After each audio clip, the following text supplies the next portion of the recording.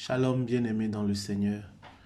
L'évangile du vendredi 22 novembre 2019 est tiré de l'évangile de Luc, chapitre 19, versets 45 à 48. L'expression, ou du moins le passage qui m'interpelle ici, est la dernière phrase qui dit « Mais il ne trouvait pas ce qu'il pourrait faire, car tout le peuple l'écoutait, suspendu à ses lèvres. » Tout le peuple l'écoutait. Tout le peuple écoutait Jésus. Qu'est-ce qu'écouter? Écouter, c'est prêter l'oreille pour entendre, prêter attention à, ou obéir à, nous dit le dictionnaire biblique. Écouter, c'est se mettre à l'école du maître, en l'occurrence de Jésus, qui nous exhorte en Matthieu 11, 29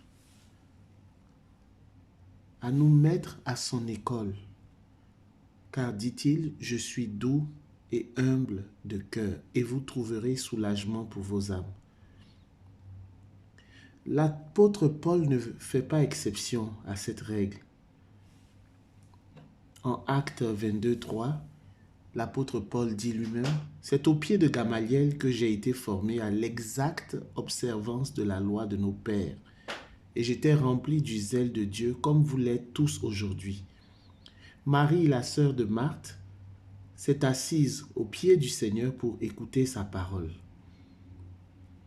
Après l'exil, Esdras a établi l'écriture comme base de l'éducation et ses successeurs ont fait de la synagogue un endroit d'instruction aussi bien que de culte. L'éducation se faisait d'abord dans l'ancien temps à la maison par les parents et plus tard dans les synagogues et même parfois dans la maison du maître.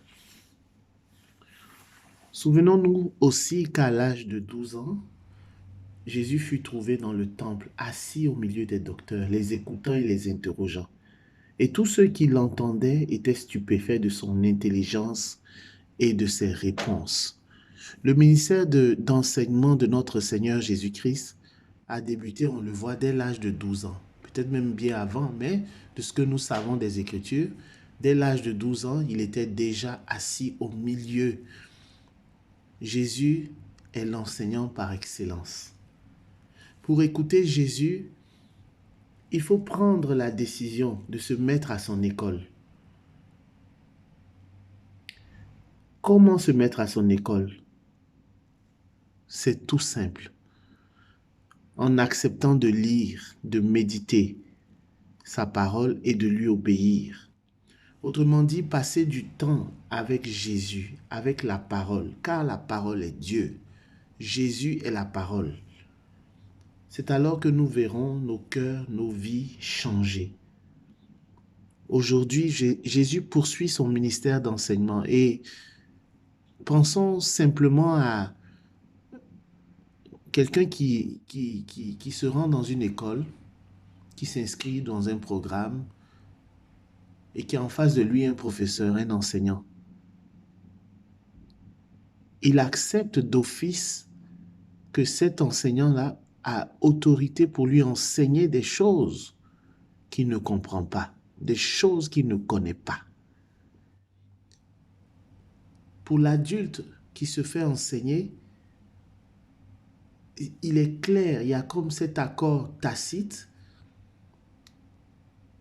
qui l'amène à croire que cet enseignant est capable de l'amener à un autre niveau de sa vie, est capable de le nourrir de connaissances, est capable de sanctionner sa formation par un diplôme. Eh bien, c'est la même chose. Bien-aimé, aujourd'hui, je t'encourage à commencer par prendre ne serait-ce que 5 minutes quotidiennement. 5 minutes. 5 minutes quotidiennement. La Bible dit de Jésus qu'il était journellement à enseigner dans le temple. S'il enseignait, ça veut dire qu'il y a des gens qui étaient assis chaque jour, quotidiennement, journellement, en train de l'écouter. Bien aimé, c'est la même chose. C'est la même chose pour toi, c'est la même chose pour moi.